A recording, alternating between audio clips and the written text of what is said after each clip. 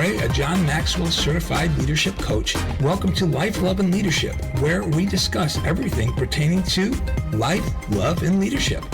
Let's get started. Hello, I'm Tom Ray, and welcome to Life, Love, and Leadership. And I'm joined on the line once again with my friend and co-host, Ken Shelton. Hi, Ken. Hey, Tom. Nice to be with you again this morning, and hello to all of our listeners. We usually begin our podcast with an attitude of gratitude, and I'd like to kick that off, Tom, with a word that I think is fitting: water. I'm grateful for water for many reasons. Number one, something we take for granted that it'll always be there until it's not. And when it's not, it's a desperate moment. Just ask the nice people up in Flint, Michigan, or those who have seen a significant drop in the supply of water in America's Southwest. So water is my attitude of gratitude. Jesus said that he was the living water, and he gave us an image, a word picture to help us understand that his goal is to refresh us. And then the Bible also says that the person who refreshes often will himself also be often refreshed. And so water is where I am today. Just don't throw it on me. Just let me make the choice. How about you, Tom? What's your attitude of gratitude? My attitude of gratitude today is inspiration. I'm thankful for inspiration. Now, I'd like to marry that with motivation. And typically when we're inspired, we're motivated. And I host a leadership think tank every Monday morning from 8 to 9. And it's wonderful to get on there and just share some inspiration by either myself or someone else in the group. By the way, which everyone's invited to participate, leaders that want to grow. But inspiration meets motivation, and it's a great way to kick off a week, to take on whatever we may combat with this week. So that's my attitude of gratitude. So what's on the docket today? What are we talking about? Well, I think your attitude of gratitude is perfect for our topic today, because we are going to be talking about how we navigate what we call suddenlies, things that happen all of a sudden that we didn't plan for, that in the back of our mind we knew were possibilities, but maybe remote possibilities. And all of a sudden they happened. They could be either good or bad. They could be that winning a lottery ticket, and you've played for 10 years and haven't won over $20, and then all of a sudden, bingo, you get the $1 million winner. That happened to a relative of my wife's. And we've been trying to get in touch for about 15 years, but no, just joking. So that's a good suddenly.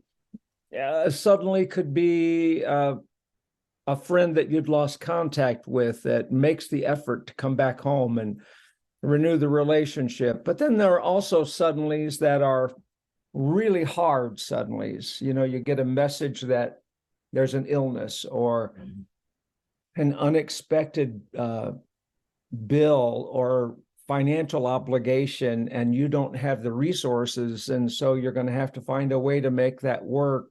Those kinds of suddenlies can set you back. And most of us keep our own counsel, and by that I mean, as individuals, we know what we think about certain situations in life, but when a suddenly happens, it seems that we forget that because we're knocked off course. And we sometimes act out of character because we didn't have time to think about it. And so it's important for us to understand who we are as people, to integrate the good and the bad in our life and be ready for whatever may come our way. And that's what we're talking about today. How in the world do we do that? How can we bring ourselves to a point where we can remain calm and remain focused? Tom, I'm going to throw the ball to you. You know, I shared with you that I wanted this topic to be discussed today, and then in that leadership think tank that we experienced, one gentleman got a phone call and said, "Hey, are you ready to take a baby?" The mom was on drugs, the dad didn't want the baby, and so like that, they are foster parents. Wow. And that's a suddenly. I mean, they Big didn't one. see that coming down the pipe there. So it's something that just took place. It was unexpected. Of course, a tragedy, like my sister Susan Cummings was killed in a hit and run accident in 2015. You get a phone call and it just rocks your whole world. It changes the trajectory of your whole day, of your whole Sure. week, or perhaps a month, or several months in the grieving process and handling all the her affairs and everything. And so, we never know what's going to happen when it's a suddenly. But as you said, Ken, how can we better prepare for those moments, those unforeseen moments that might pop up? How do we prepare for those? And what do we do to keep our head in the midst of all of it? I think I've heard this expression before. The leader is really defined when there is a tragedy or a suddenly. That's when the real leader steps up. When everything's going fine and everything's humming, you don't really see the leader.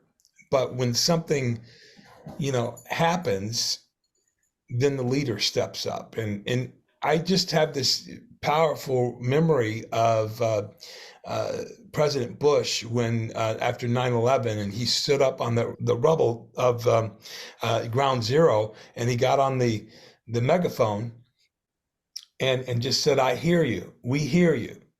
And my point is that the leader stepped up in a moment that was crucial. The general approach, let's dive into that right now. The general approach is that things are going to come, okay? Things are going to happen. We are going to experience suddenlies, whether we like them or not, whether that unexpected bill or something as Ken mentioned. But what can we do? So one thing is to pause and gather our thoughts. Now, some people are processors, and they like to take a long time to process things. But let me give you a quick for instance. So Saturday, we were at my nephew's graduation party. And my brother-in-law was putting away I think the sternals, as they're called, that had the little fire in them. Right. And it spilled, and the table caught on fire. Nice. Now, that's a suddenly, and that's something that you have to act in that moment to divert what could be a tragedy. So he immediately went to work to gain control of this situation. And it wasn't like he could get on the phone and call the fire department, as the table's catching on fire, or Google it. What do I do to put out a fire?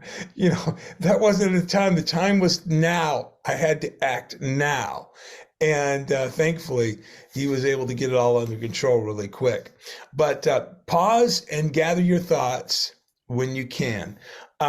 Assess the situation and prioritize. All right. So, for instance, I mentioned this friend of mine who ended up being a foster parent overnight.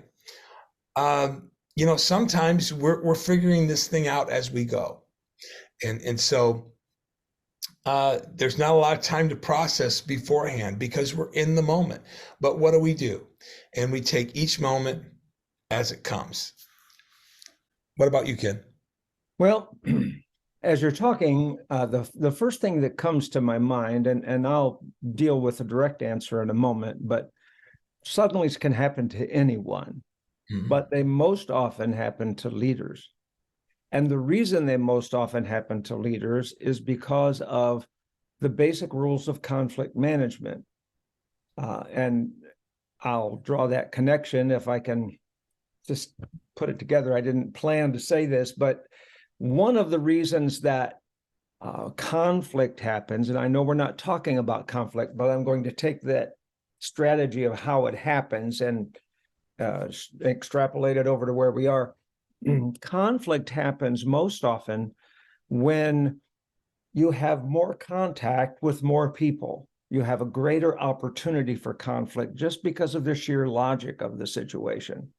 You also have more possibility of conflict when you have a strong leader, because people react to strong leadership either positively or negatively. There's not a lot of middle of the road territory there. So taking those ideas and then bringing them over where we are today and talking about suddenlies, leaders have more exposure to more people. Leadership is a contagious concept. And so if you are a leader, you attract people. You also repel people. And there's no two ways about it.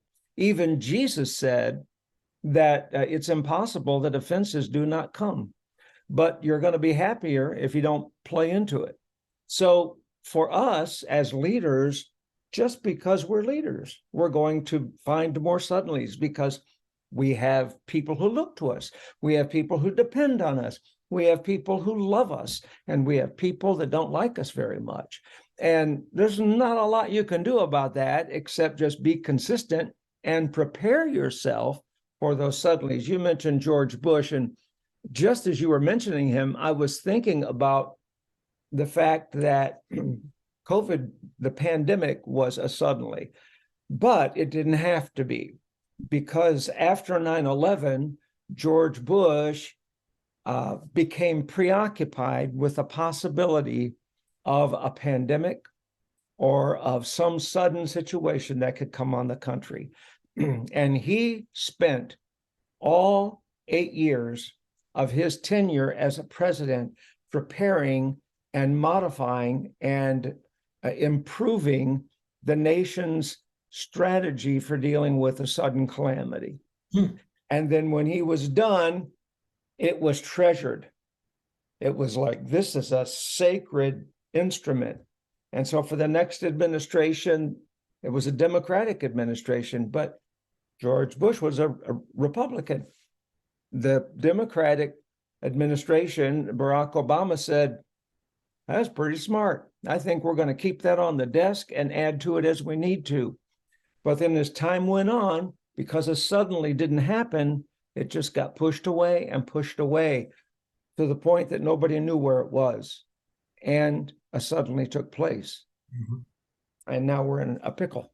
And it took a few years to get out of it because the strategy had failed. So I'm going to add something to what you have here. I think every leader should have a policy manual for the people that he works with, a way that things function. People respond to our decisions that we make. If we turn on the blinker, they're not going to fall off the wagon. They're going to follow us. But if we never turn off on the blinker, if we never say, hey, we're going to turn over here, or we're going to go in this direction, people feel like suddenlies are happening all the time, when in reality, it probably was part of the plan. So writing down a vision, writing down a strategy, writing down reactions to certain situations, I think is very important. And so a general approach that we might add to the things that you've said is to seek support from friends, family, and colleagues, not only when a suddenly happens, but as we're preparing for the possibility of suddenlies, because other people will see things that can happen. They can see holes in our plan that we don't see because we've come up with it. We have blind spots. Other people can see it. Leaders oftentimes are defensive about their plans. They don't need to be. The next area is adapting and adjusting as needed, adjusting your plan. So if you have a playbook for a tragedy, a playbook for a success, you know, if you were to study the people that have won the lottery, I used that analogy a moment ago, a lot of them are flat broke today because it had only been a pipe dream that they might have money. They had never spent any time preparing themselves for that possibility. When on the other hand, people who have succeeded in finance will tell you that wealth attracts wealth. And if you think with a mindset of the fact that you are a person who has the capacity to receive wealth, you're not going to be thrown off the boat when you receive the wealth that is coming your way. Tom? There was someone in our church years ago who was playing, I think, $50 a week. This is back 25 years ago or better, but $50 a week for 20 years. And finally hit the lottery and gained 10 million. Woo! And he was an alcoholic. And when this happened, he changed his life, and it was actually good for him. And he immediately invested the money away, set up a trust fund for his family. I mean, and he really did it right, but not a lot of people do it right. As you said, I love that, what you said, that a lot of times we're not prepared for even success when it comes, right? So I don't play the lottery, but if I was to play the lottery, I'd need to prepare my mind and my heart for what happened if this would happen. What would I do? And that's wonderful. You talked about having a playbook of what we're going to do in case this happens. Now, I share a lot in regards to forgiveness. I teach a lot about forgiveness because it's such a powerful thing in our life. But I tell people we need to prepare for what we're going to do when we're offended. And how can we prepare for that? Now, oftentimes an offense is a suddenly, right? It happens when we least expect it, from someone we least expect it to come from. And so when we get offended, we immediately raise up our defenses. And so how can we process going through? I actually like to liken it to a fire drill. You know, we practice fire drills in case of a fire. You know, I don't know about you, but in school, they had fire drills, and we would practice what we do in case of a fire. Well, I challenge people to practice what you would do if you were offended. And the key is to choose to forgive before you're offended. And so it's a practice that requires practice. Yeah, there you go. That's why it's called a practice. That's right. Certainly. And so, and there's another good point that you brought up, and I want to bring this up. When it's not a fire, as I mentioned with my brother-in-law and the sternals catching on fire there, when there's not a fire, but there's obviously a problem, go to someone who has knowledge in the situation, someone that may be removed from that specific situation, so that you can get a clear perspective.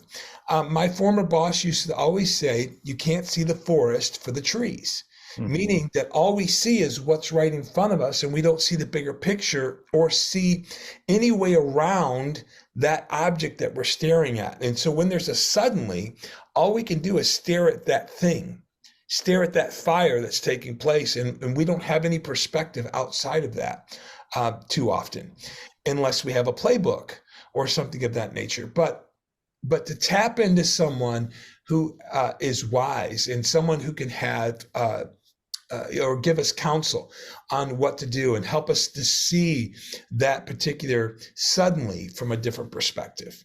My 15-year-old grandson, about 12 years ago, he's 3 years old, and the church had a fellowship at one of our newcomers' homes. They invited everybody over. They had a nice big home.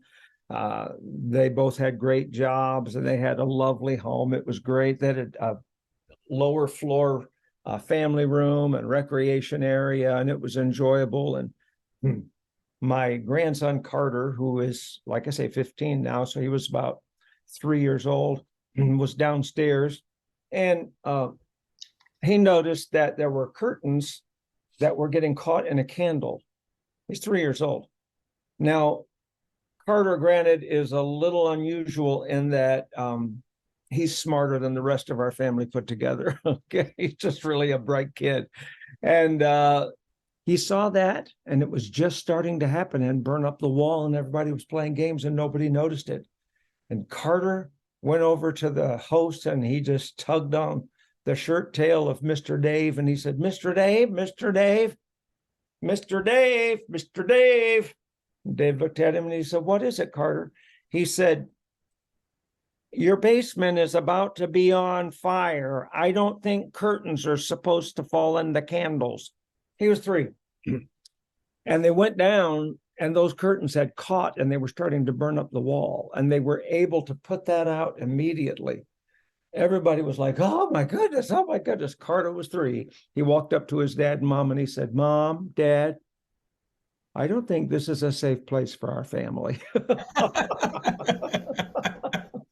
Nobody expects the host to move the candles by the curtains, but things can happen. Yes. And the only one that caught it was the 3-year-old. So in that instance, he was our David with a sling and a few rocks. He saved all of us, right? So let's get back to what we're talking about here. We need to take care of ourselves. And I think that this is a really important point. We can prevent the suddenlies from overtaking our lives and completely knocking us off course if we take care of ourselves physically and emotionally. I'll share an instance with you from my own experience.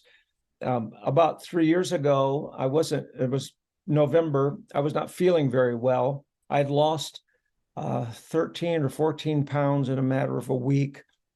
So I knew that I either had something wrong with me or I had broke the code on weight loss and should write a book. I didn't know what had happened, but we had a trip planned and I wanted to go on that trip to Tennessee to see my youngest daughter and her 3 children. And so our 2 oldest kids and their children live up here. Our youngest lives in Tennessee and they have 3 children. And so I didn't feel very great, but I went down anyway. Got down there and I felt weak, and it just wasn't right. I didn't want to pick the kids up. That's really weird because I'm always wrestling with the kids. I was dizzy. Finally, after 2 days, I looked at my wife and I said, "I need to go to urgent care. Something's wrong and I don't know what it is." And I went to urgent care and explained my symptoms. They took all my stuff, my blood, my samples, everything, and then they were left the room. They came back in and they said, "Mr. Shelton, we need to discharge you here and send you over to the hospital because you are a medical emergency." I said, "What?" This is before COVID. And so it's 4 years ago. And I said, "I'm a medical emergency." She said, "Yes, our glucometer, the instrument that reads your blood sugar, goes to 500. And you went beyond the 500. Wow. I said, "Isn't blood sugar supposed to be around 100? He said, "Yeah." So they sent me over to the hospital. My blood sugar was nearly 700.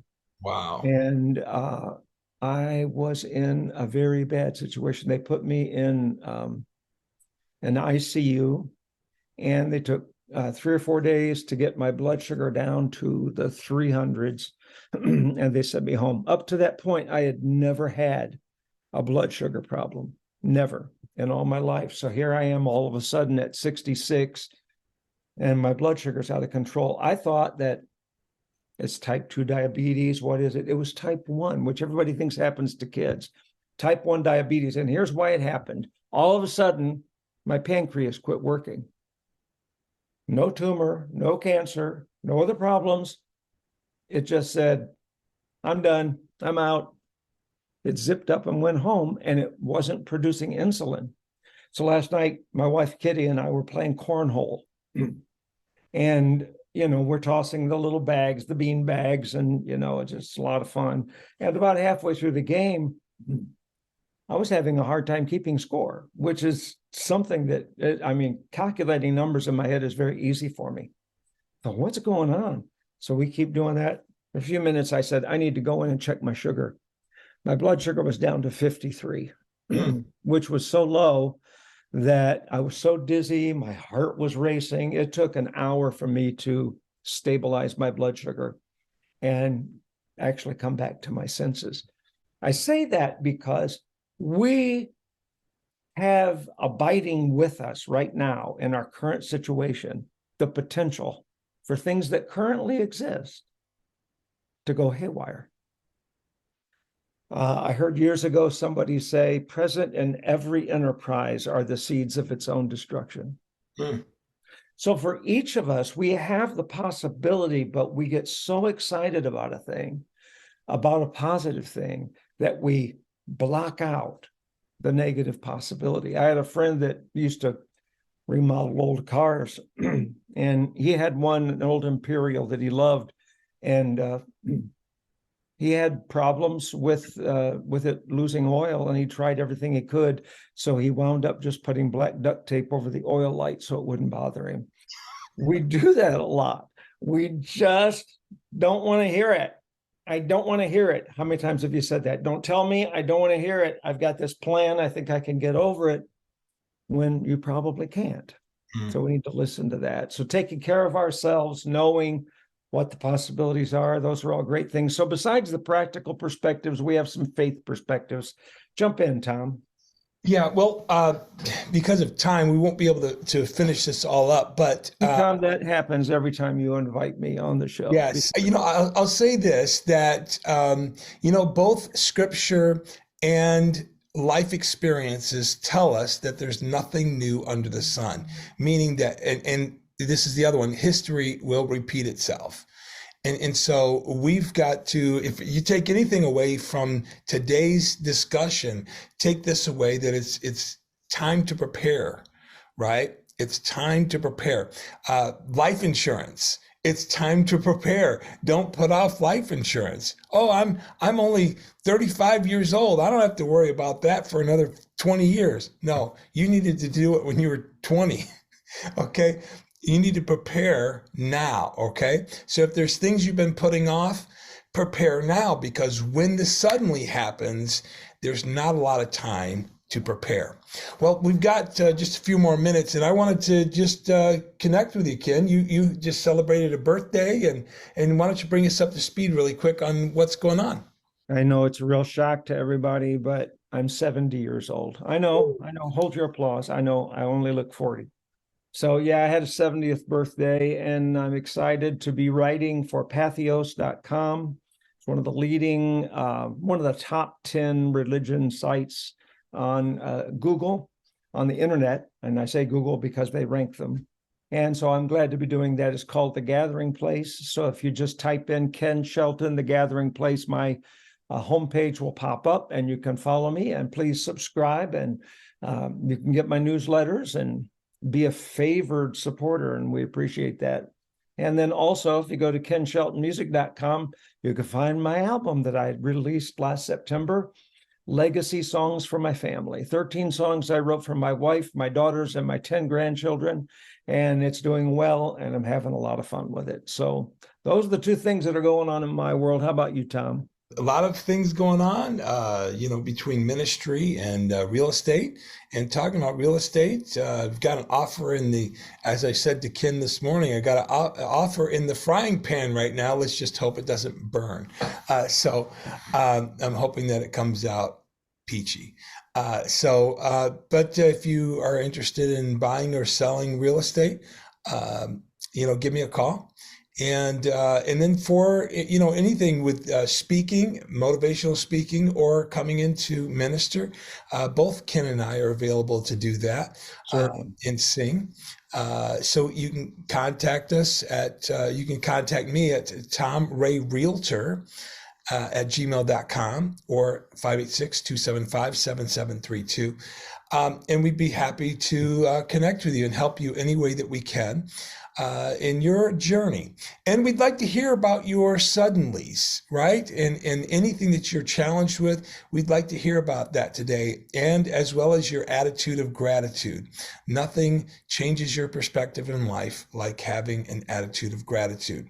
And lastly, as I mentioned earlier, Leadership Think Tank is going on every Monday at 8 a.m. on Zoom. So wherever you're at, you can pop in for 10 minutes or the whole hour and just be inspired and motivated for your week.